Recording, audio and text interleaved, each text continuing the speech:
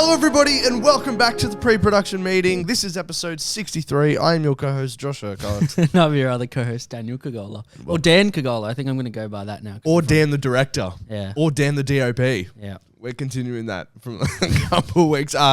Guys, welcome back to another week of, everything film news, film, movies, and stuff to do with film. Yeah. We have a special message for you guys today. It's right behind me if you haven't seen it. You can't miss it.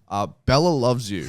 We're not going to explain that. If you know, you know. If you know, you know. Yeah. But if you're just listening, you'll have no idea what we're talking You about. have zero idea and just ignore everything I said for the past 15 seconds. Just remember that Bella does in fact love Just you. remember Bella doesn't. Who is Bella? We'll never know. We'll never know. Dan, how are you this week, my brother? What's been happening? It's been a couple of weeks. Yeah, no, I'm doing well. Yeah. Getting a little bit of time to chill now because last time we spoke, I was incredibly busy. Man, you're insane. Yeah, that big project is behind me now. The action short film that I was working on, A Punch for a Buck. Damn right. Probably like the biggest project I've ever worked on in terms of my actual workload. It was crazy. Like, filmed up at the Central Coast for a few days. So it was 2 days, then 2 days off, and then 5 days. Okay. So and Some there of that were shit. That's not bad. Yeah. yeah, and so there were 3 main locations: a cafe in Homebush, an Airbnb on the Central Coast, Yeah. and the Oxford Art Factory. Where we filmed all the action scenes, Nice. and we had proper stunt choreographers and performers saw. coming for that. That was really cool. Yeah. And it was interesting because like the first few days as first AD, I was kind of, in charge of the set and, had all the shots and the timings and all that kind of stuff. But when it comes to stunts and all that stuff, obviously those guys are way more experienced than I am in that department. So they sort of took over and I got to relax a little bit. I mean, I'm still like, doing all the calls and all that AD stuff, but they're kind of running the set in the sense that, and they're so Stunt coordinators. yeah, and they're so efficient and they're so full of energy and just Amazing. great at what they do. So they smashed it. And you've got that contact now for future. Yeah, exactly right. Yeah, and they've been doing it for 35 years or something. Incredible. So they're really And they good. still have high energy. Yeah, after it's crazy. 35 Like you just years. watch them and as they walk through and they just the way they move and the way they speak and all that. It's just so high octane. It's great. Amazing. And Austin was there as well, and Indy Yes. as well, and they And really Tabby? enjoyed it.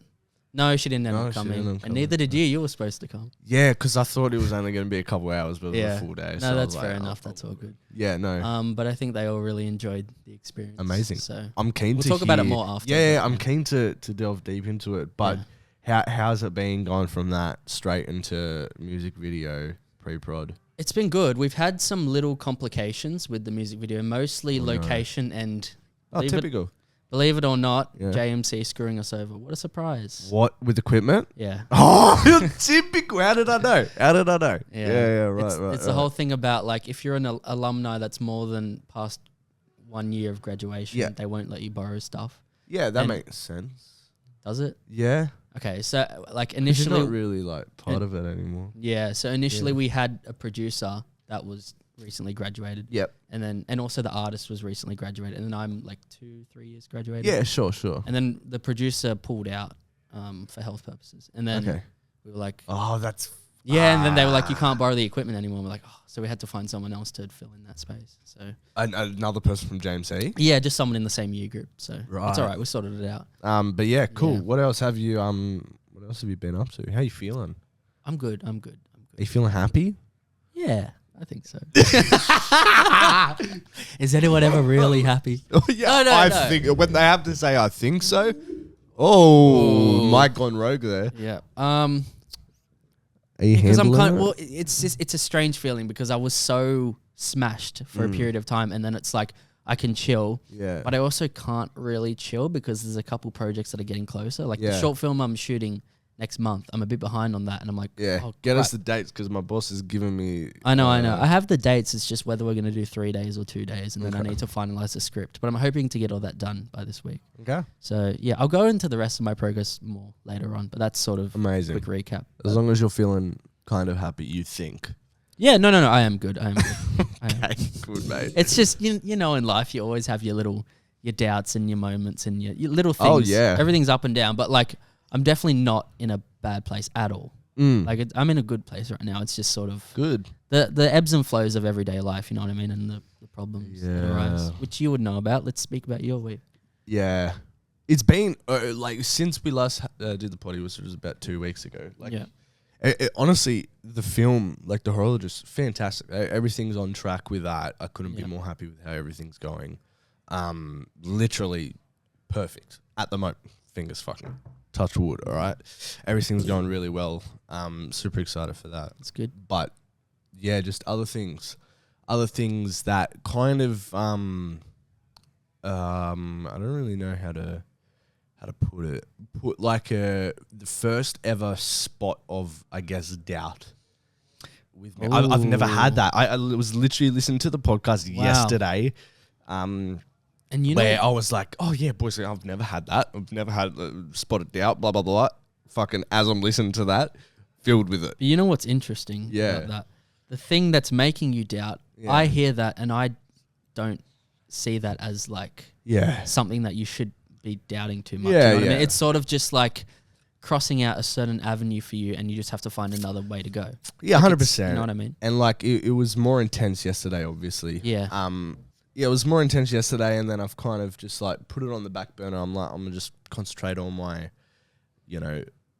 efforts on the horologist, and then I mean, next I wasn't gonna be able to do anything to do with what I'm talking about, which I'll get to later, till next year anyway. So it's like may as well cross that bridge when I come to it. But I've developed a better mindset about it. Yeah, I'll get back into that a bit later. But overall positive.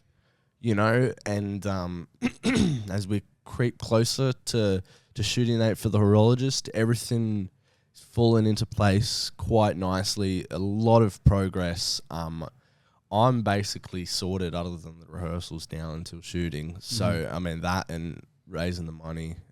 Tell you, bro, getting into... how's that going? Look, it's good. I've raised about 1.2 thousand, but I know I'm getting, like, bigger donations that aren't going into the crowdfunding. Do you think because you've done 3 crowdfunders now, it becomes harder each time? Yeah, 100%, brother. There's absolutely... People are like, not this John Dirk. Literally, bro. I've seen my followers go down as a promote weekly as well. Yeah. Oh, man. But it's all right. You don't have many of them You do left. what you got to do, mate. You do what you got to do. But like I said, I'm hoping to get like a bit more from the actual crowdfunding.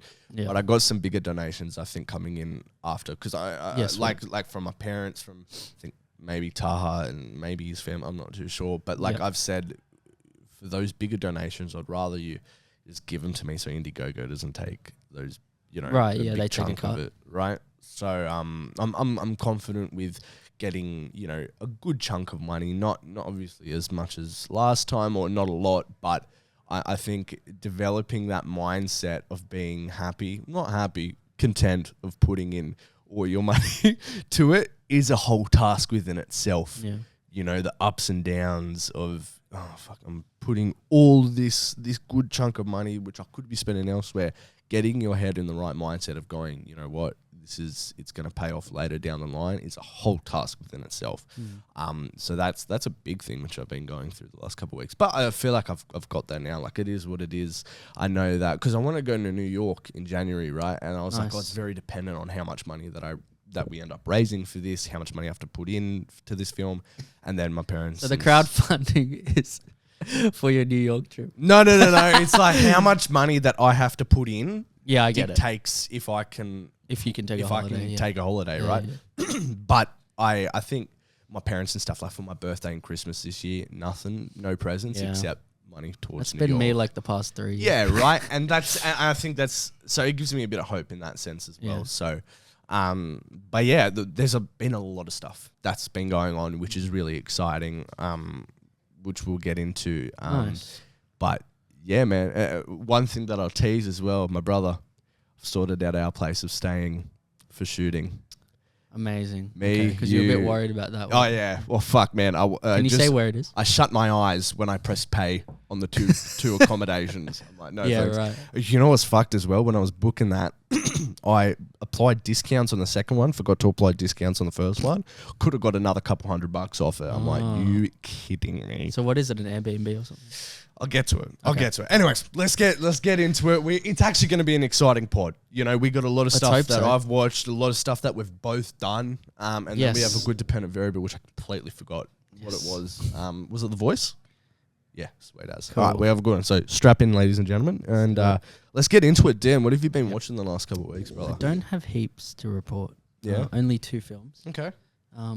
Which I have forgotten as of the moment I was asked to recall them. Give me 1 second. I'm pulling up my letterbox. I'm going to do the same, actually. Oh, Okay. Furiosa, of course. I think you talked about that last time, no? No, I only talked about it in the group chat. Okay, right, yeah, cool. Yeah. Furiosa. Yeah. Yeah, I actually really liked it. Good, yeah. I think a few people said that it's different to Mad Max Yep. in terms it's a lot more story based. Mm. And interesting that it's sort of half the film it's her as a child and then the other half is her when she's grown up. Mm-hmm. And I think Anya Taylor-Joy is a good match for Charlize Theron as well, especially later on in the film when she looks a little bit more like she does in Fury Road. But yeah, I know. I thought the performances were really good. The young version of Furiosa was really good. The little girl that plays her. I feel like Chris Hemsworth is a little bit too Animated? No, he's just a little bit too. I wanted a character that for that world, right? That really grungy, dirty world. I feel like a character like that, a leader, should be a bit more ugly. He's just a little bit too like handsome Hollywood kind of looking. You know what I mean? I mean, they did put a fake nose on him and stuff, Like- but it was just a bit. Like who then? Javier. Yeah, Bardem? someone with a bit more of a character face that's a little bit more, you know what I mean? Just less of your typical handsome Australian bloke. No, I feel you. But no, I did like his performance. I feel like he leaned into a little bit of that, that crazy animated sort of aspect, which I haven't really seen from Chris Hemsworth before. So it was nice to see that. I really like the action scenes, of course, as is pretty standard in the Mad Max movies. And it made me want to see more of that world. It did, same For with sure. me. Yeah, it made me want to rewatch Fury Road as well.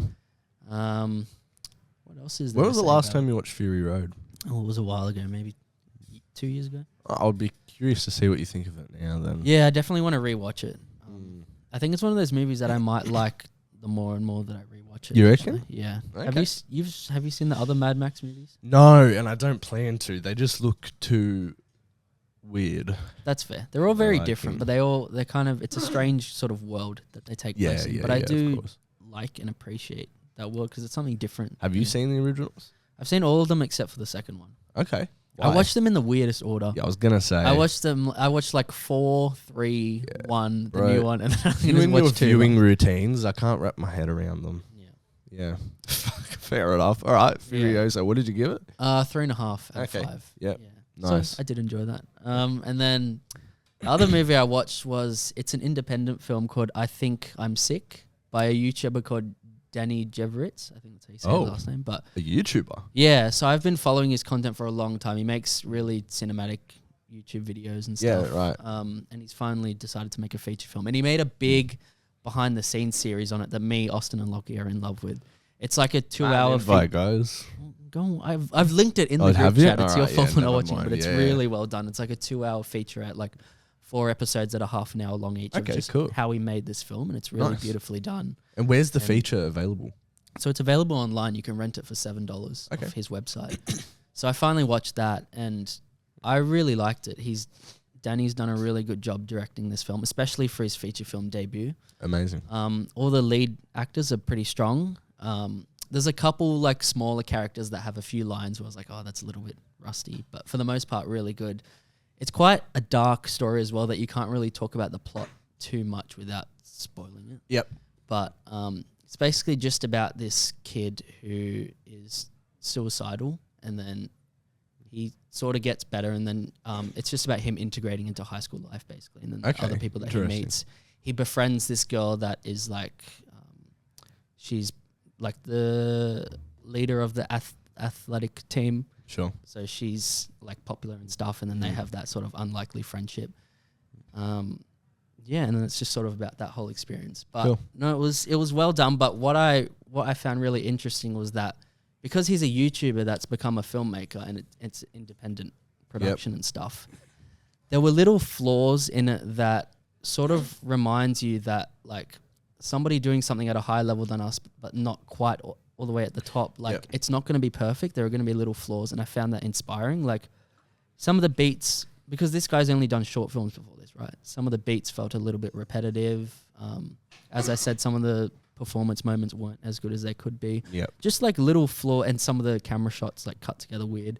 Just these little things that you see, and I was like, yeah, like it is such a hard feat to, you know, go from making 10, 15-minute films to something that is an hour and 40 minutes, and you have to keep the interest of the audience. You know what I mean? That's a big feat, and like he's done so well, and just seeing somebody, you know, at that level still make those little mistakes, and just realizing that like he's human and we're all creatives and we all make mistakes, and he'll only get better from here. And same as us and same as everyone else. It's just, I just found that really inspiring, rather than being like, oh, this movie sucks. No, I was like, that's really cool, and I can't wait to see how he gets better.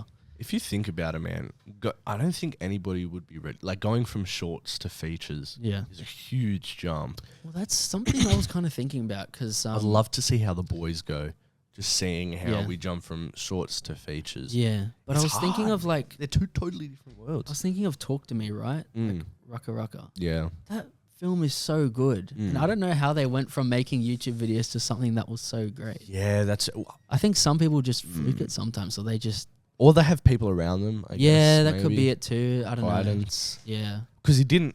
I think it all starts with the script, and he co-wrote Talk to Me. So it wasn't just him. Yeah, he So I definitely guess had that help. other guy must have had good experience or True, whatnot. that is also true. What was the budget for this guy's indie independent I feature? think he had a Kickstarter at some point. It would have been like in the 100,000s. It wouldn't have crossed. Jeez, I wish. It was probably Wish like I could 200 raise or something like that. 100,000. Does he have quite a big following? Yeah. Okay. Hang on, Couple mil. let me look couple up mil on subscribers. YouTube right now. No, he's got like a few 100,000. Yeah, right. So that kind of follows the trend of these YouTubers. It seems to be the way to go Yeah. these days. Hey. Yeah, turning into Hollywood film directors. But you said he released it on his website. Did he? Yeah. He's not holding like a cinema release or anything like that. 314,000 subscribers. So he did like a festival run. Okay, right. And he did a whole video on it, how I think he went to Manchester to like promote his film and all this stuff, Okay. which is really cool. But then obviously to get it global, they didn't have the budget or the distribution to do a global theatrical release. Yeah. So to get it to everyone, he's put it online, which is, I feel like that's a good way to That's do it. perfect, Like man. he has a big... It's basically an international release. He's charging people for it. It's Exactly, on and his website. think about it. He's got like 300,000 Yeah. subscribers. Sorted, mate. If you know, half of those people pay $7 bro. to watch it, like that's a good return, man. That is okay. So wait, what? 350,000. So Sorry, hang on. so 170. He's got 314,000. 314,000 divided by 2. Let's say half of them paid how much? $7. $7. That's $1 million 99 cents. I mean, it might not be 50% of them, might be 20%. Yeah, but still, Either way, that's a it's still good making return. a bit. Yeah, And especially if it's kickstarted most of it, yeah. that's pretty good. Like if you like for how much he made that's a great return. Yeah, especially for your first feature. That's a great way to go about it, actually. Yeah. If you gain that following, just direct people to watch it Yeah. elsewhere. Like, why pay that extra fees to go put it in the cinemas? Exactly. And people say the cinema industry is kind of dying as well. Yeah, it could It's be a like- new way forward. It could be a new way forward. Yeah. That's fantastic. What about you went and saw a film at the Sydney Film Festival, didn't you? Oh yeah, In Vitro. That was a film that I actually worked on. I helped do previs, and the guys that directed that, I consider them my mentors, because Fantastic. they've given me feedback on my films, and you know, I try to catch up with them when I can, and they're the nicest, loveliest guys. Thomas McKeith and Will Howarth. Those are the two guys, because two directors on this film. And it was really, really cool, because I saw the script early on before, when I was helping them do the previs, and the script was great. And well, they're obviously they have a strong vision, in the sense that they literally did previs for the entire feature film before they even shot it. They just kind of shot like what we do, little bits and pieces around their house, and then my job was just to edit it all together for them so they could see how it turned out. But then seeing the final film and how it turned out, it was so faithful to that previs that we did, like even back in the day, that it's really, really cool just seeing it come together and how That's accurate it was. Is to it a that. doco? No, it's a sci-fi film. Oh, nice. It's about this. It's hard to talk too much about without spoiling, but it's about this woman that lives on a farm with her husband, and he has this business where he clones livestock, like cows and stuff, to make better quality meat, and then sells that. Right. And then some sinister things start to happen at this farm. Right. You can't say. There is an inciting incident that I could say, but it happens quite a bit into the film, so I feel like that may spoil it, so I won't say just in case. Cool. But yeah, so I watched that at Sydney Film Festival. That was really, really good. Nice. And just so proud of those guys as well. Like, it's so good being able to go to a festival and watch something from someone you know that's really, really good. Oh, they'd be in their 30s. Cool. They're married, and Will's just had a new baby. And they're still doing the film industry. That's inspiring. Yeah, I mean, what do you mean? That's what you should be doing it. Yeah. And then me and Indy went and saw a collection of short films that were playing, because I worked on one that I didn't. So my friend Ed, this producer, who's also friends with David Longdon, who is my DOP, they shot not a web series, but an anthology of short films together. And I worked on a couple of those short films. And one of the short films, which I didn't actually work on, but I was supporting the team, got into Sydney Film Festival. And it was playing with this collection of short films. So me and Indy went and saw that. Great. That was really good. It was really, really funny. Amazing. So I really enjoyed that. And it was great seeing Dave's work on the big screen as well. He deserves it, mate. Yeah, no, so that was really good and really fun. There you go. You saw more than you thought. Yeah, a little bit. Oh, yeah, I guess In Vitro was a feature that I watched as well. I just forgot to. I don't think I logged it on Letterboxd. I have to do that. Got to do that, mate. Yeah. But yeah. Any TV shows? I started watching The Boys last night, the first 2 episodes. A little bit disappointing. Really? Yeah. That's what I've heard. Yeah, just a little bit slow. Just the characters' journeys aren't going in ways that are interesting. Wow. I mean, we had a whole chat on this morning about it. I don't know if you saw. No, man, I don't really watch The Boys, so... You don't watch it? No. Dude, it's so good. I watched the first season. The first season's amazing, though, right? What? Yeah. You didn't like it, really? No, I liked it. It just was so long. Bro, the first season's so tight. It's so good. I don't know. And then I started watching season 2, and then I just kind of forgot where I was up to, and then never continued. Bro, there's no way you're saying this right now. If you say this on the group chat, you'll get I have slaughtered. no doubt. Oh, they all know. I have no doubt that it's great. I just It's not your thing. No. It's just I don't know why. It felt like such a slog to watch. If that makes sense. Yeah. I don't know. That's just my opinion on it. Fair enough. Yeah. I definitely disagree, but that's Fair your enough. opinion. It's wrong, but it's my opinion. And I'm trying to get back into Severance as well. That's one that I find like it's a good show, but I find it's not slow, but I'm finding it hard to like get hooked and just smash it out. Really? Just also with me being busy and stuff, I think I need the time to just sit down and just watch it. Yeah, wait and watch it all together. It's more impactful. Yeah, and I've heard it definitely picks up pace in the second half. As well. Oh yeah. So they just wrapped season 2 as well. Really? Sure. Ooh, okay, very good. It's very exciting. Yeah. Is that it for you? So yeah, that's pretty much it. All right, let's talk about your movies. Yeah, bro, my movies. So I have a good a good selection of them. So I guess I'll start with the TV shows. So I watched the rest of Bridgerton. Either of you watching Bridgerton? No. Wow. It's god damn. I wouldn't say it's a guilty pleasure. It's just a pleasure. it's just a pleasure watching it, mate. I'm sure it is, Joe. No, brother, I actually really like it. I yeah? really like it. It's I don't know. It's just good stories. I love how we know we're gonna get so many more seasons because they're all based on different family members and like it's pretty like straightforward and like you kind of see where things are going, but you still like it no matter what. Yeah. I thoroughly enjoyed it. I don't really have anything else to say about that. What other shows did I start watching? Started watching Breakpoint, which is the sports Netflix doco about the tennis. Oh, right. Yeah, ever since I've watched Challenges, I've gotten into the tennis. Yeah, right, okay. Yeah, don't know why. Don't know what's so alluring about the Challenges that has got me into the tennis. Right. I think we know. But yeah, I watched been watching Breakpoint. What else? I've just been for some reason I've just been into the tennis. That's really good. It's just like the F1 Drive to Survive. I think it's made by the same people. Yeah. What else have I been watching? Love Island. How's that? Still trash? Yeah, still trash. It's actually pretty more trashy than the other seasons, which is a bit disappointing. But it's all right, I guess. Yeah. But yeah, I briefly touched on the TV shows because I've got quite a few movies that I've went and gone and seen. Yeah. So you were talking about Sydney Film Festival. Yeah. I actually went and saw a movie at the Sydney Film Festival as well. Oh. Went and saw The Bike Riders. Oh yeah, how was we that? went to the world premiere, which they actually held as part of the Sydney Film Festival. Nice. We saw it, like, it was the first showing of the movie ever. And Austin Butler was there. I love nice. those premiere nights. Was it similar man. to the Babylon? Very similar. Okay. So he came out on stage, kind of. Came out on stage, said a couple words, went Yeah. off. Except the movie didn't stuff up this time. Well, that's good. Actually, got to watch it the whole way through. But the whole night was just fantastic. I love the State Theatre. I know it's weird, but it's it's a like good vibe. it just smells like golden age cinema. You walk in there, you smell the popcorn, like it just smells like antique. I love it. I just Nice, love it. yeah. You get to dress up, you walk the red fun. carpet. No people dancing in the middle of the State Theatre anymore, like when you walk in. Oh yeah. How many Instagrammers were there? Or Oh man, there TikTokers. were people we saw people chucking fits on the stairs because they were trying to get photos and the photographers weren't doing a good job. really? So we went. There was me, Fetty, and Lockie, which was good. Lockie took some film photos. Ooh, He's yet to nice. develop, which is pretty exciting. Sick. But that was a really good night. The movie kind of surprised me.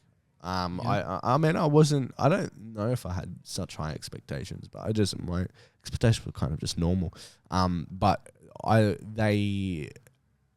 will say Austin Butler must have a great manager or whatever, or agent, because they put him as the star of this film, and he's not. Like, it is Tom Hardy and Jodie Comer's movie by far and wide. Yeah. And I mean, I know why. Austin Butler's the biggest He's thing big in right now, Hollywood yeah. at the moment, so I completely But, understand. His performance is great. Yeah. Don't get me. What were you going to say? I was gonna say that Tom and Jodie are huge stars as well. Right, and that's what kind of confused me. But I guess everybody wants Austin at the moment. Yeah. I think he's just trendy right now. Yeah, exactly. Not saying his performance wasn't good, because his performance was great. I mean, it was fine. It was just not as good as Tom Hardy's performance. Tom Hardy's Right. just He's amazing. he's just incredible, man. And Jodie Comer especially, I think. Yeah, she's great. She too. didn't really have to do much, but just her presence was Yeah. enough to just blow me away. Nice. And the way that, I don't know, she just does a lot by doing nothing. Yeah. Not nothing, but just little. The little But a subtle lot. things. Yeah, you know I what I get mean? It's just the little things that you notice. But I thought the movie was very good. And I gave it 4.25 Nice. out of 5. Really, really liked that. I watched Hitman, the new Oh, yeah? How's that? the I gotta new watch Wet that. Towel Glen Powell movie, as Jared says. I thought it was very, very good. Okay. I thought that it was so strong, and I'm like watching this movie. I'm like, man, this is 5 out of 5. Like straight away watching the whole movie, and then this is what I think about it. Right, I feel like they had a lot of routes to go down towards the end, and I feel like they chose the wrong one. Oh, In my opinion, shame when I've that happens, spoken eh? to people that love it and love the ending. I just didn't. Right. So that kind of put it down for me to 4.5. Okay. But I was super surprised for a Netflix film, which Yeah, but it's Richard Linklater. Who's right, amazing. and that's what Jared said because he was talking to me about it. It only Did he took like his it? favorite director to make him like a Wet Towel Glen Powell movie, as he said. Yeah. Did but- Jared like the movie? Yeah, he did actually. Yeah, Nice. yeah. So I thought it was fantastic. It's getting such good reviews, and everybody Yeah. seems to somewhat enjoy it, which is really good to see. And it's it's an original, which is fantastic, and I just really like the concept of it. And it's not what I thought it was going to be either. So I'll let you go ahead and figure out and watch the movie and enjoy it for the first time without me kind of giving it away, because I thought it was going to be something, and it was totally something different. Okay. So I gave that 4.5. I thought it was incredible. The writing was amazing. Nice. Acting was great. Showed Glenn Powell's range a bit, I guess. And fantastic. So that was 4.5. I Nice. also saw Inside Out 2. Oh, how was it? Yeah. It was good. I just don't think I'm the target audience.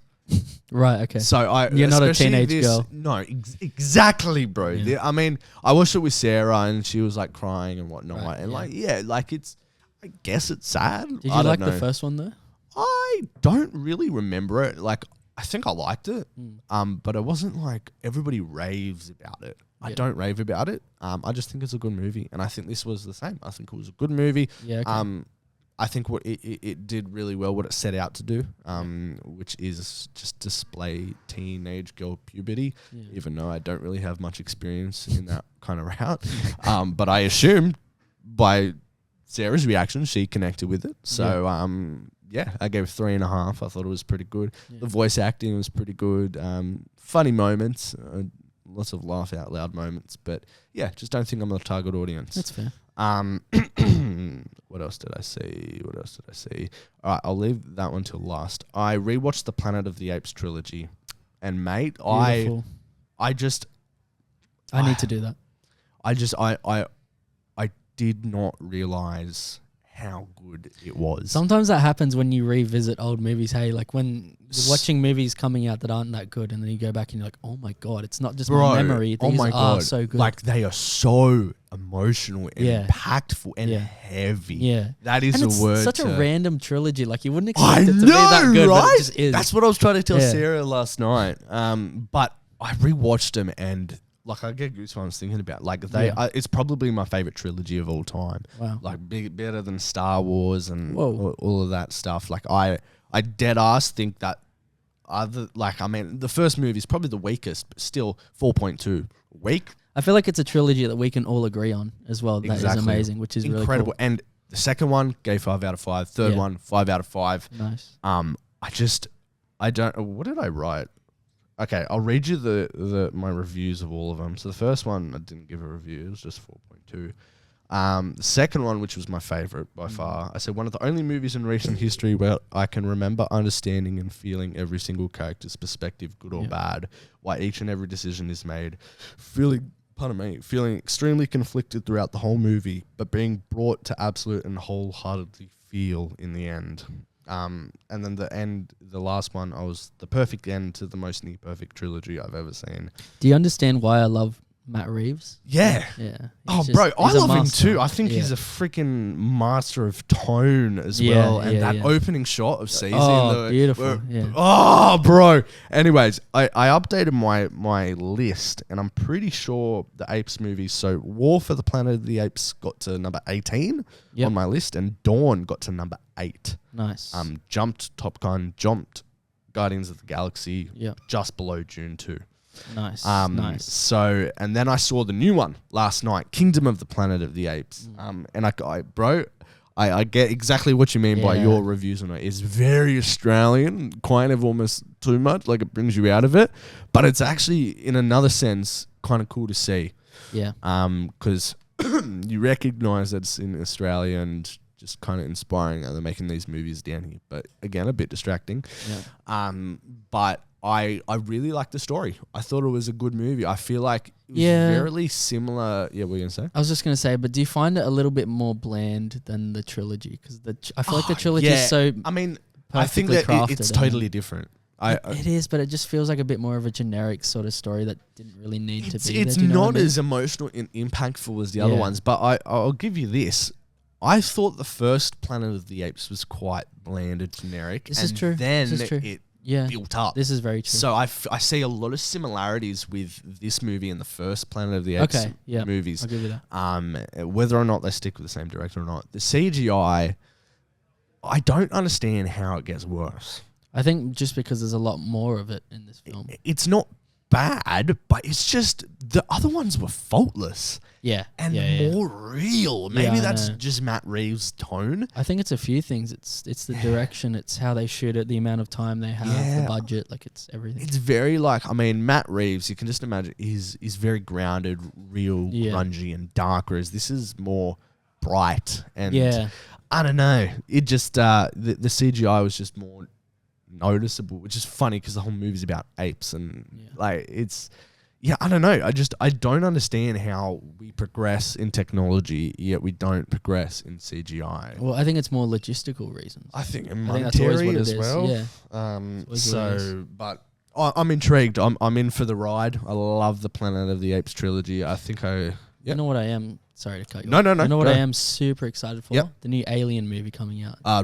Is it Romulus? I think that's what it's called, yeah. But did you see that they have practical face huggers? No. So the things that jump onto the face and stuff, they built practical ones that like crawl around the set and stuff. It looks amazing. I love that, man. Have you seen the trailer? No, I haven't. Oh, dude, it looks so good. Because I've been planning, I've only watched a couple of the Alien movies or a couple of the Predator movies. It was I've only seen a couple of them, so I want to watch all of them and then watch the trailer. So it's from the guy who did Don't Breathe, Fede Alvarez. So it's like real horror, sci-fi. Like, nice. It looks awesome and the effects look so good. I love Don't Breathe. I'll show you the trailer after. Yeah, do so. Yeah, Don't Breathe is great. I just don't like Don't Breathe 2. That was I don't a know if I saw the tragedy, second mate. one. First one's great. Okay, so then I gave that 4.1. What was that? The Kingdom of the Planet of Okay. the Apes. Now this one, Why do you give 0.1? I don't know. It's just not a 4, not strong enough to be a 4.2. You know, so 4.1. Hey, watch it. So then this movie, I've been wanting to watch this movie for a while now. It's a bit of an odd one. Yeah. Because it's not in kind of the mainstream like media things, but it's got an actress which I've really liked, and I've seen her kind of progression through her career. Is Isabella Merced. And I've been wanting to watch this movie for a while because I saw it and it was kind of based on, you know, it was a story about telling a girl, how do I put it? Okay, let me read the synopsis to you. So it's called Turtles All the Way Down. Have you seen it? It's, this is the synopsis. So it's Asa confronts her potential for love, happiness, friendship, and hope whilst navigating an endless barrage of invasive, obsessive thoughts. So it's a movie about anxiety. It's about this girl that suffers with anxiety and OCD. And I saw the trailer and I was like, I'm really interested to see how they portray this. Because, you know, I've struggled my struggles with anxiety and stuff before, so I was interested to see how they portray it. It then released and it got, like, fantastic reviews. It's got 85% Rotten Tomatoes, 93% audience score, and it's got Isabella Merced. I really liked it. So I was like, okay, how are they going to portray it? And I was watching it and it kind of started going down a route just like any normal movie would go down. Yeah. And then about 20 minutes in, they kind of shut off that kind of route in which you think that it's going and go somewhere totally, entirely different. Yeah. Which is fantastic. It's always interesting when movies do that. It had an opportunity to go like just the whole... Okay, this is without spoiling it. So basically the movie revolves around these two girls that are like best friends and they want money for some reason. I'm not too sure. Maybe like their college in the future. Yeah. Then they see this. There's a mystery going on in their town where her crush as a kid. So she hasn't seen him for ages. But they met as kids in like what's it called? It's like when you lose a parent and you go to like these meetings or whatnot, but these kids met because they both lost their parent at an early age. Right. Then later on in life, now they're a bit older, and the dude, his dad has gone missing, and they've got like this $5 million reward out for him. And this girl ends up the two friends have come up with a plan. Okay, we're gonna try find the dad and get this reward for college or whatever. So then they go to this guy's house who she hasn't seen since that, you know, the original the death camp or whatever. That's probably not the best way to put it, but that camp. And then she kind of like develops this crush on the guy, and I'm like, okay, this is going down this route where they're gonna fall in love, and then at the end he's gonna find out that she was actually in it for the money, not him. Yeah. But they shut that off within 20 minutes. I'm like, fuck, fantastic. I don't know where this is going. Yeah. Then it went on this kind of deep dive into anxiety, OCD, how it affects relationships, friendships, your ability to develop deep and meaningful connections. And I really, really related to it. I think this movie is a great kind of portrayal of mental health in that kind of that sense, and it's just a beautiful story. Yeah. It doesn't always... Sometimes the best stories don't have the best happy endings. Not saying this doesn't, but it's purely up to perspective, what you perceive as happy. But I really connected with it, and I really felt all of it. All the direction, the acting, the words, the meaning of it entirely. For that reason, I gave it 5.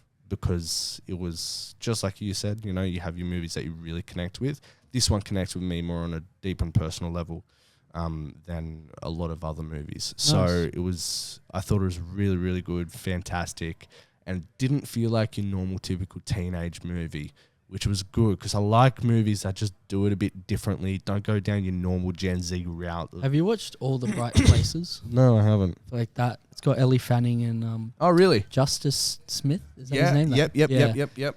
And it's similar. She goes through a tragedy and she's having trouble dealing with that, and then she meets Justice, and he's like, he's got OCD, so he's sort of in his own head and stuff, and then they sort of have this connection where they're both going through things together, and it sort of takes a path that you really wouldn't expect. Yeah, right. It's what's it called? Reminds me of that. All the Bright Places. All the it's Bright a Netflix Places. Original. Okay, But I might give it a watch. Good, yeah. I think you'd like it. Yeah. Well, this was on Binge, so it wasn't on any of the main ones, which was really good. But I had my eye on it a while ago. Yeah. I really liked it, and I won't tell you what the rest of the movie is about. It's just pretty much about how she navigates everyday life. But I then put it on my list because it got 5 out of 5. Pardon me, number 46. It made on my list, which was good. But yeah, definitely, I always advocate for people to go watch these movies about mental health. And it's in a way that's easy to watch. It's not in your face. Yeah. But yeah, I guess it's just one person's perspective on how they perceive it. And very good. Go give it a watch. And that's, I think, everything that I've seen this week. Progress. All right, progress. Dan. So I've got quite a few projects. Yeah. I want to hear all about it, big man. Yeah. Okay. So let's start with the action film because that was the thing I finished up with most recently. Yep. Yeah. So that was a lot of work. Trying to find the right words. Yeah. No, it was like the biggest short film that I've ever worked on. I mean, other than something like Ozma, but my role in Ozma was a lot smaller. Yes, this is like I was a head of department. I was assistant director. I was calling the shots in a sense. Yep. But honestly, like it was interesting because the first 2 days I feel like were particularly difficult because the crew was just getting used to each other and figuring out how to work and stuff. And I remember thinking at the start, I don't know if this crew actually like gels nicely because you know how some crews come together really well and then others it's certain people don't click and it's a little bit you're just not sure if it moves like a well-oiled machine.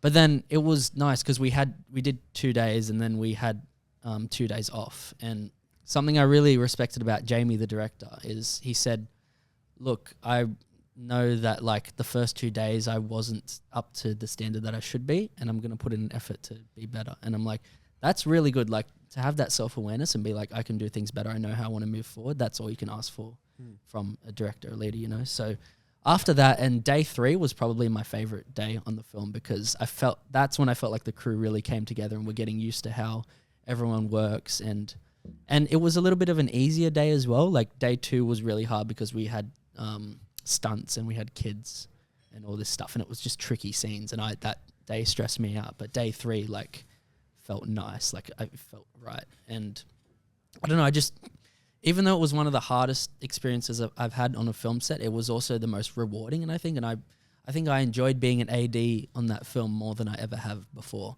because I felt really valued by the crew. It was an amazing crew. Everyone was so good at what they did. Kevin Kang, DOP, incredible. Quinn, the makeup artist, fantastic. Kate, PD, Kate Wilson, production designer, she was amazing and I brought her on. Luke Antoon, our continuity, who I brought on. Oh, was Luke on it? Yeah, he loves cool. to talk, but he is really good at what he does. He though. is Like very good, he brings up, as you know, like it's important for a continuity person to notice those little things and bring it up, and he did that. So yeah, no, it was a great crew, and I really enjoyed working with everyone, and even like seeing Martin every day on set. Whenever he'd pop up, it would just make my day. And fantastic. We'd have a laugh. He'd just come up to me all the time and be like, shut up, Dan. And I'm sure he's listening to this now. Shut up, Martin. No, he's the best. Love you, Martin. But no, I really did enjoy making that film. Yeah, nice. And it's all done now. So how do you think it turned out? Yeah, good. I mean, you'd never really know until you see it come together in the end. But I just know that so many talented people worked on it. Like, you know, the cinematography was amazing. The actors were so good as well. So, and the action is probably the best aspect of it. So amazing. I can't wait to see it all come together. Cool. So that's that. Did you have a sigh of relief when it was done?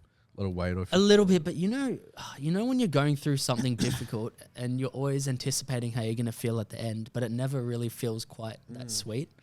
Like, do you remember finishing your HSC at the end of year 12 and it's just like, oh, it's over now. And then it's like, you feel it's a little bit bittersweet, you know what I mean? And then you don't really know what to do with your life afterwards. I agree with that. You don't know what to do with Yeah, it was kind of that feeling. But sure. Luckily for me, I could go straight into another few projects. Yeah, sure. I sort of took like a day or two to settle back into it and then started going on this music video, which it's been really good working with Natalia because she's very similar to me, thinks very similarly. She likes to be organized. She thinks very logically and about logistics and all that kind of stuff. And she knows what she wants visually as well. So it's just been so easy working with her. And then we just sort of designate different tasks and collaborate in a way that's really fluid and really, really good. So we're shooting that next Saturday. Nice. So either by next pod or the one after, I'll be able to tell you how it all goes. But it's a good crew for that. Like I've got Dave on board. Michael Young is going to be first AC, and then a few other JMC people that are helping out, some of which I know, some of which I don't. So that'll be nice. Great. Yep. I'm a little bit behind on the short film that I'm going to be shooting next month. How so? For Finn. Well, I just haven't really worked on it, and I need to. So I'm aiming to get that script finalized. I'm going to work on it tonight. I sort of had a quick look at it yesterday, but I was like, tonight I'm going to deep dive into it, just get the script finished so I can send that off. Yep. Lock in all the crew, because I've told them the dates, but I want to be like this. You haven't told me the dates. I did. Oh yeah, yesterday. I just want to be like, were this they? is happening for sure. Well, 12th to 14th, but it might just be 13th and 14th or 12th and 13th. Mm-hmm. Because I'm simplifying the script, so hopefully we can get it done in 2 days. When was it? 12 to 14? Of July, yes. So it's not too far. Can you not do it? I literally said this to you yesterday, and you were like, okay. Yeah.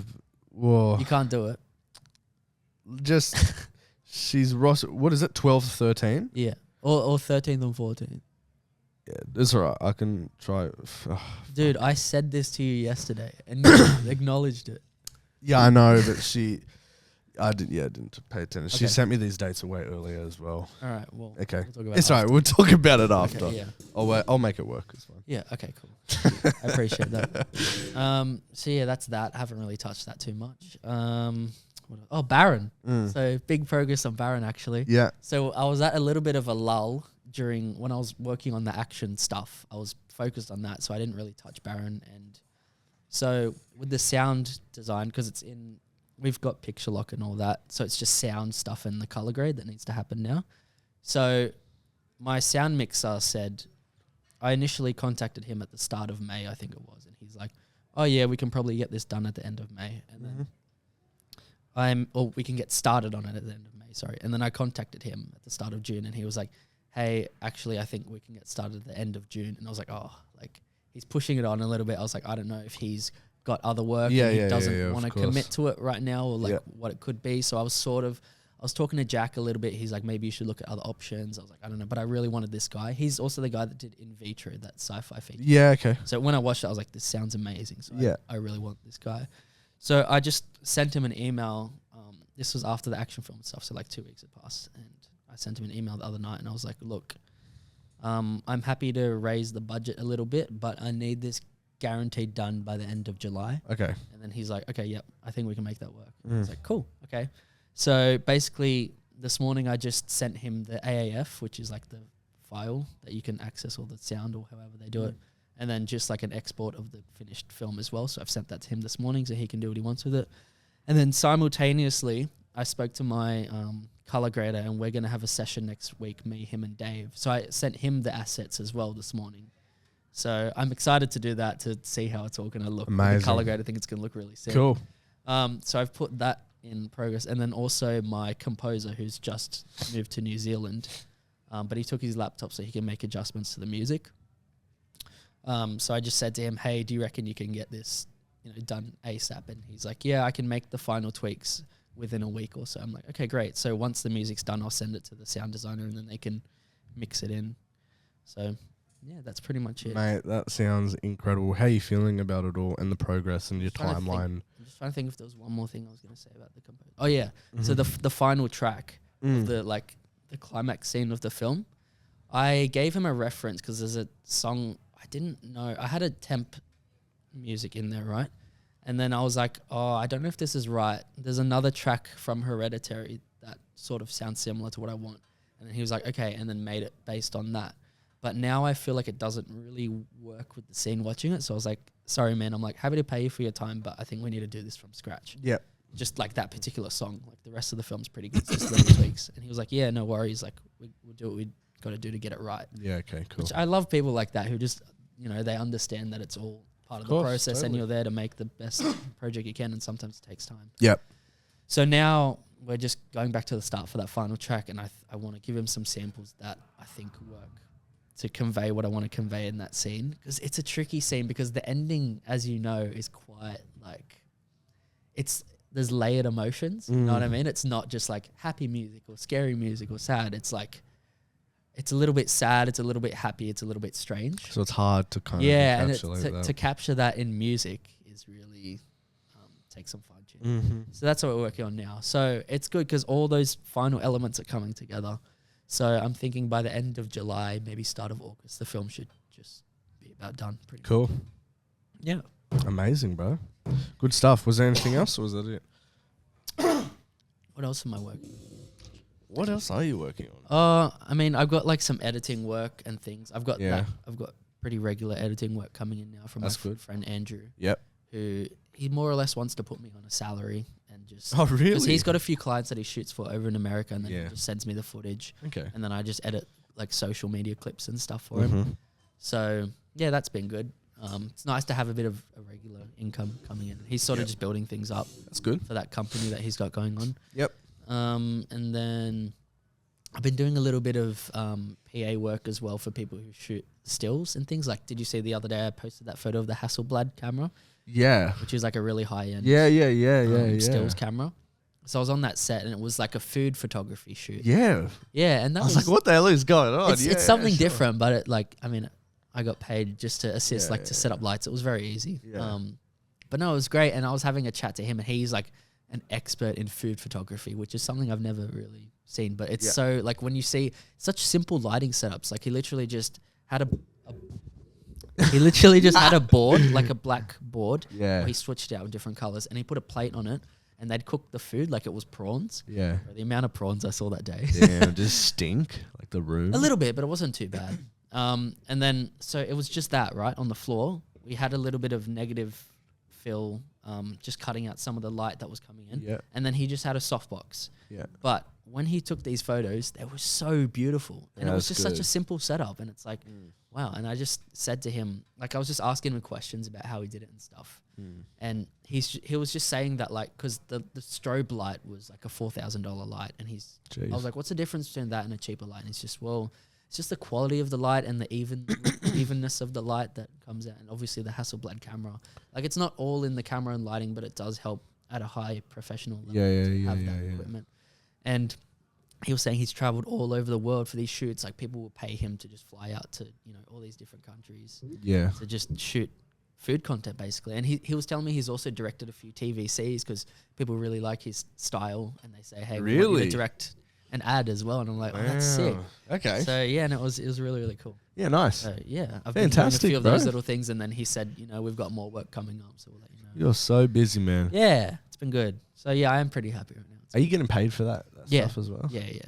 Nice. Yeah. Getting the dosh as well. Exactly. And one more thing I'll just touch on real quick, Yep. which is kind of interesting, is the whole YouTube thing. So I've been Yeah. uploading my films to YouTube, and I want to do more of that, make some really short shorts. Yep. And like 3-minute short films that don't cost much, and put them up and see how they do.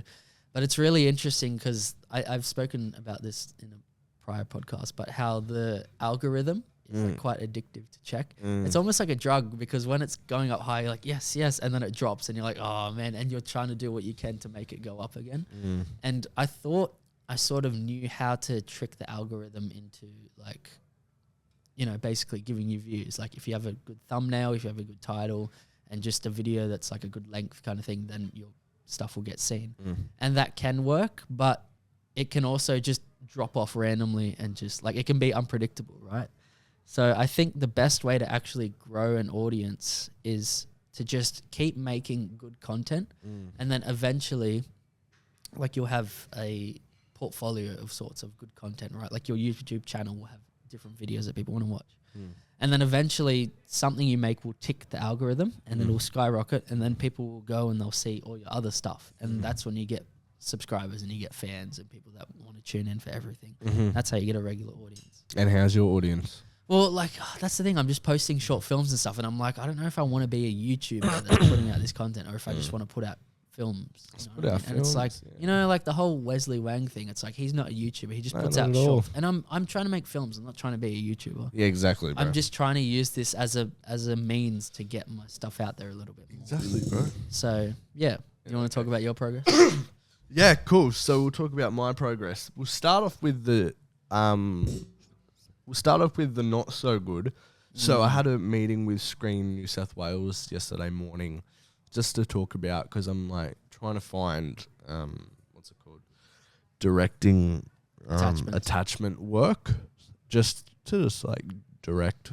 Yeah, it's Just it's to invaluable, man. attach on directors on bigger sets, right? Yeah. And that's what I've been trying to do. And I had a meeting with Screen New South Wales about it, and basically, bottom line is, not only am I not eligible for the director's attachment, but I'm also not eligible for any kind of funding, all because I work at Channel 10, which I absolutely think is an absolute rort, because I do nothing at Channel 10 that gives me an upper hand or an advantage in this industry. However, with the funding thing though, if you have a producer that's eligible, does that work? Or Yeah, that's true. could you do that? yeah, you could. But then, like, I would rather, like, yeah, you're 100% right. You know what? I'm done, bro. But, like, yeah, I don't know how that works. I'm assuming so. But then I'm like, I co-produce all my stuff, and I'd write, like, I know my skills and my strengths, and, like, the way that I talk, I think could draw a lot of people in, especially when it comes to funding. But it sucks. It sucks, but there's a lot of ways like that to go around it. And that kind of got me down yesterday.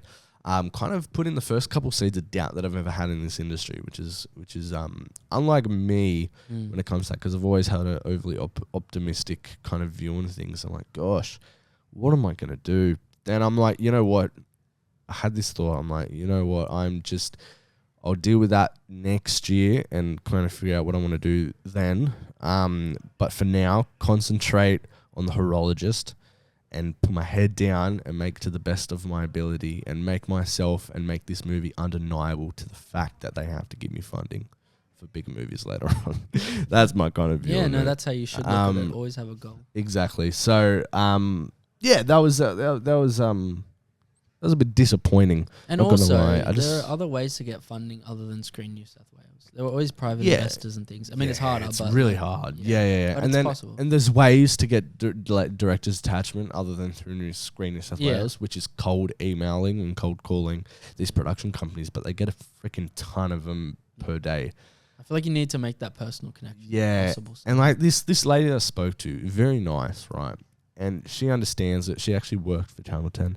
And she's like, if I had it my way, like, it would be different, but it's not. Yeah, it's just really frustrating.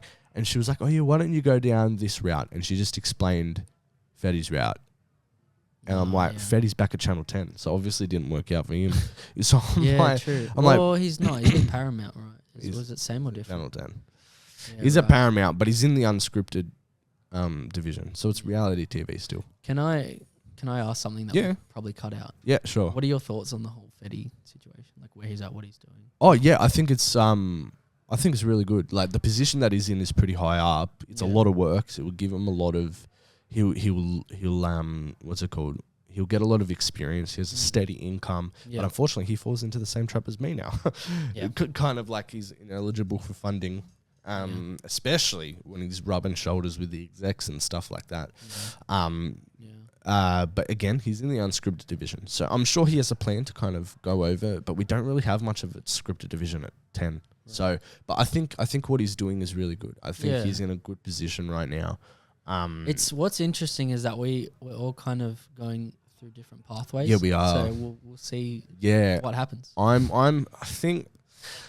Honestly, I've never even tried to utilize contacts in 10 because I didn't think there were any, but maybe there are. And I'm maybe going to reach out and say, look, again, this is all next year. I have so much shit to concentrate on this year. Maybe there's other ways to kind of get director's attachment, other ways. But yeah, just kind of put a dampener on things, I guess, especially when everything else is going so good. Just focus on the good. Yeah, I'll focus on the good for now. So the horologist, which we're a couple months away from shooting. Crowdfunding's going all right, going well. Prepared. Did I already mention this in the start? Yeah, I did. The mindset of putting more my own money into it and stuff like that. is a whole task within itself. So that's going well.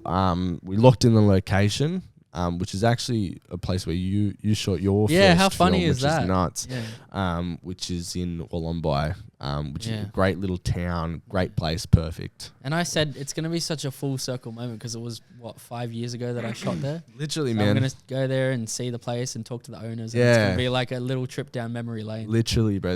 Literally. So yeah, it's great. We get to film there. We also filmed the little graveyard scene there as well. Spoiler alert. Whatever. And then there's a little town nearby, just the Wollombi, like local town, and they have a general store which we're in negotiations for to use that for the exterior. Sick. We are also in negotiations with St. Vincent's Hospital to get them to allow us to use one of their rooms, which is basically locked in. We're just trying to finalise date, basically. So that's going through. So all the locations are pretty much sorted, which is good. What else is there? We got the final song just before I actually came here with the song that's going to be playing when Pietro and Griselda slow dance. Oh, yeah. So the Are one you me happy and with how it Sarah. sounds? Yeah, I actually am. Can I hear it after? Maybe. Well, I think I still. So he sent me the version without the cassette kind of effects on it because it's supposed to be coming from a cassette tape player. I think I can do it better. I sent it to Federico and he can do it better. But overall, the song, I sound better than I thought I did. So he definitely touched it up. Nice. Auto-tune. Yeah, not even auto-tune. I think he just pitch corrected a little bit. But yeah, I'm pretty happy with it. I think it just needs to sound more like it's the olden days. Right now, it still sounds a bit modern. But yeah, I'm very... Yeah, it's cute. It's a good little thing that we did. So I'm very excited with that. That is nice, just to have that little artifact in your Yeah, exactly, man. So yeah, that's good. What else have we done? I swear there was more. Oh yeah, we locked in accommodation for everybody. So we have one kind of house where 10 people will stay. Yeah, so that's good. I'm glad that's a weight off my shoulders, I guess. Connor's now away to Europe for a month. Oh, holiday or holiday. Nice. So I finished the. Lucas dropped out. We got a new first AD on. Her name's Phoebe.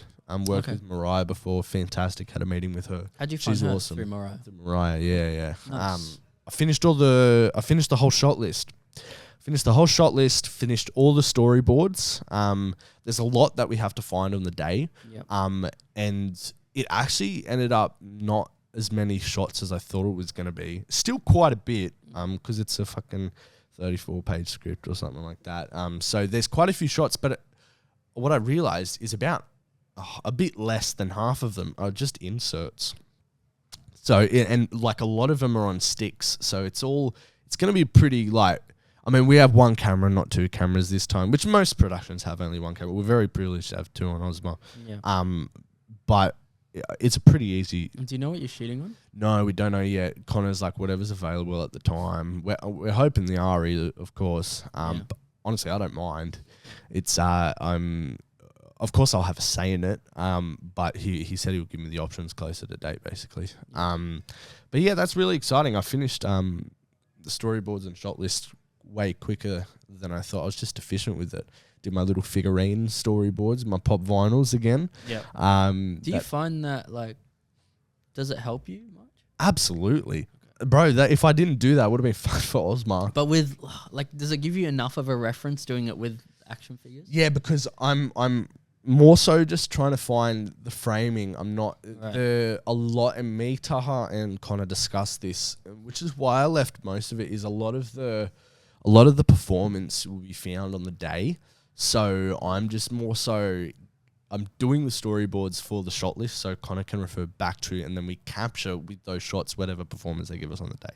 I must say, because for the music video I did the previs on location with an actual actor. Yes. And it does help a lot.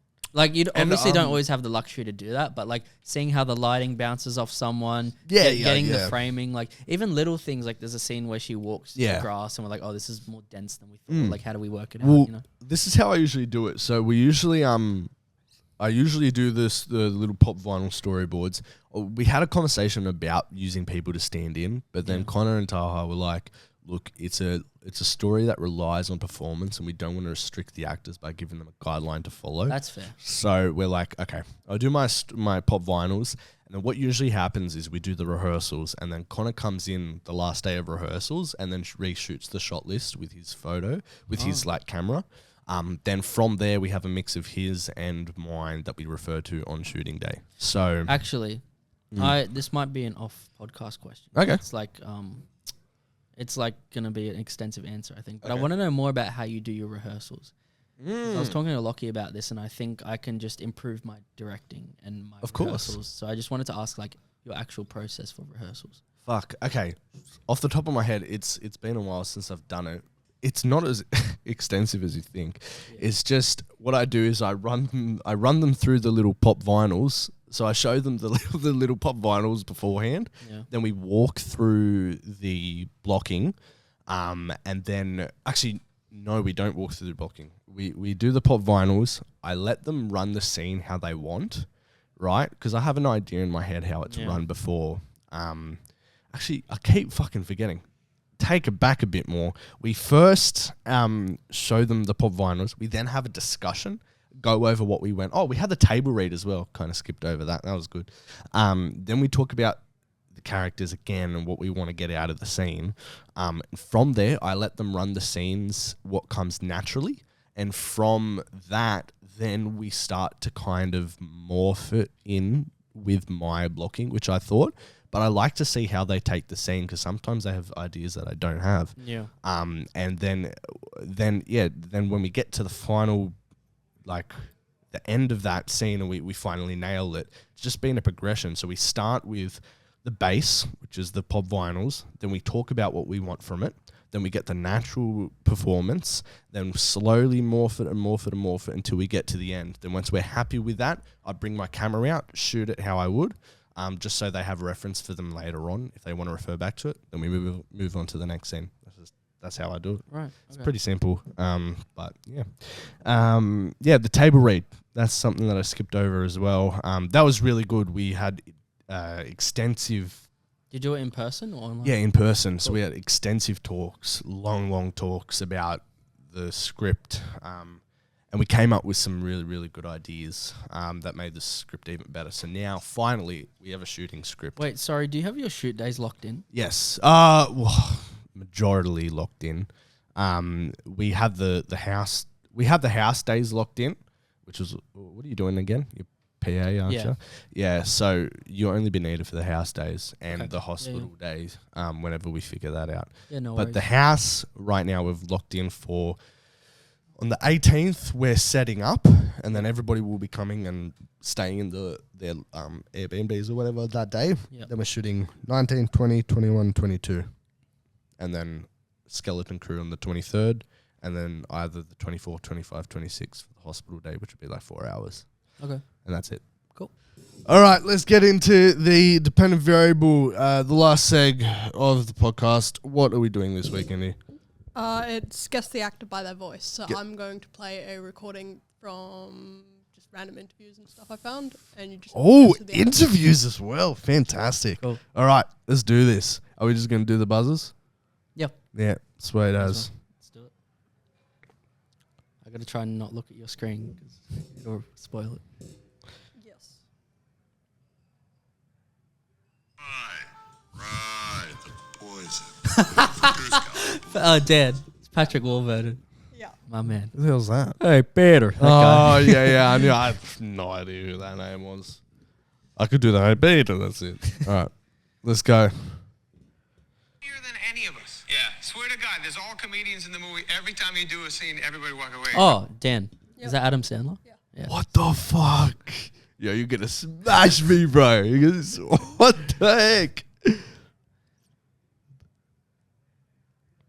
I have to admit something, Harrison. Though Indiana Jones is like Josh. one of the most iconic characters. Yeah. Wait, was that the interviewer, or was that the actress? The actress. Okay. I think I know who it is, but Is you it go. Phoebe Waller-Bridge? No, fuck Dan? yeah, I have no idea. Margot Robbie? Yeah. Yeah. What? Yeah, it was Aussie accent. Oh, fuck. How Why did did you you get talking that? about Indiana Yeah, Jones? that's why I was like, Indiana Jones, baby wall bridge. Okay, all right, yeah, next one. Bonding sessions, which I think really helped. I remember like they were like, we need a bond. They were like, let's go to Talem Town, which is like the most haunted Dan. town. Yeah. Is it Rebel Wilson? No. No, okay. Fuck. Do you know? Nah. Wait. It's another Aussie. Can you play a bit more? Or? That's the whole thing. I can Okay. play it again. Okay. Yeah, play it Yeah, again. play it again. Josh. Bonding sessions, which I think really helped. I remember like they were like, we need a bond. They were like, let's go to Talem Town, which is like the most haunted Zero town. idea. Okay. Do you want to tell us? Sophie Wilde. Oh. Oh, yeah, from fuck. Okay, Yeah, that's a okay. hard one. Yeah, right. Okay, yeah, sweet as. I would not have got that. No, me neither. That film was at Fox. It was one of the bigger movies I had done up until that point, so I was ecstatic. And it was a fun role to play. He was full of life, and he reacted the way I probably would have reacted. Oh, I don't know who that is. That is hard. All Americans sound the same. Should we try one more time? Yeah, okay, one more time. So that film was at Fox. It was one of the bigger movies I had done up until that point, so I was seen- ecstatic. And it was a fun role to play. He was full of life. Josh, and Chris he- Evans. Yeah, I've seen that Oh, interview. how did I Yeah, get yeah, that? yeah. Bro, Americans will sound the same. Love it. All right. I've done quite a few horror movies, and that really wasn't the plan. I've been given opportunities within this genre to explore Oh, interesting characters. Dan. Oh, just a shot in the dark. Is that Saoirse Ronan? No. Oh, put a Yeah, her voice isn't that little high, bit but- for explore. I don't know. Let's play it again. I've done quite a few horror movies, and that really wasn't the plan. I've been given opportunities within this genre to explore interesting characters. Zero idea. Is it can I say? Can I have another guess? go. Is it Mia Goth? Yeah. No idea. What do you want? 4-2? You know who that is, 4-1? Yeah, know I know. me. Yeah. Is that 4-1? Shit. Whitewash. So many memories of that guy. He changed our lives, and he couldn't have been more gracious, more hardworking. As writers, like he was a guy who could come in and just throw lines out. For instance, the last line of that movie. I know this guy. Yeah, I recognize that. Just Last line of that put movie. a finger on it. Last line of that movie. Try one more time.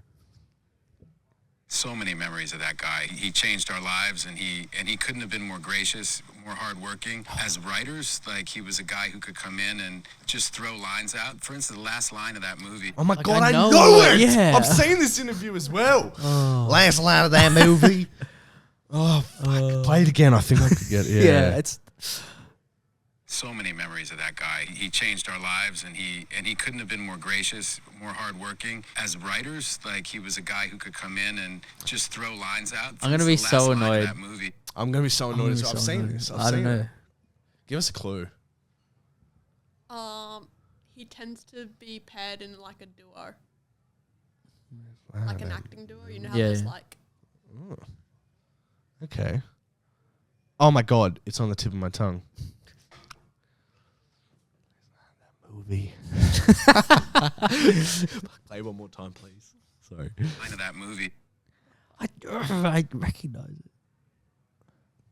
So many memories of that guy. He changed our lives, and he couldn't have been more gracious, more hardworking. Oh my God. As writers, like he was a guy who could come in and just throw lines out. For instance, the last line of that movie. Bro, I fucking know it. Is it a Marvel actor? That movie. No, okay, fuck. I've seen it. Couldn't be more gracious. Last line of that movie. Oh, Matt Damon. Oh, Woo! I knew it. Yes, I did, bitch. how many more should we do? Oh, why? Because I'm making a comeback. First to 5. First to 5. All right, what? Yeah, one out- away. Okay. 4-2. I thought I crossed the line because there was this guy who was there and Dan. he was older. Is that Emily? yeah. Was that from our podcast? Yeah. That's a good little sneaky one in there. No. Yeah, all right. That was good. Cool. All right, Should we good end it stuff. there? Yeah, let's end it here. What are we going to do, Dan? Gonna tie a little bow on this episode. Sweet as. If you want to catch us, it's the pre-production meeting, YouTube, Spotify, wherever you get your podcast, and the pre-prod pod on Instagram and TikTok. Thank you for listening, and we'll see you either next week or the week after. Thanks, guys. Peace And out. don't forget, Bella loves you. Bella. Shoot. So See yeah. you guys.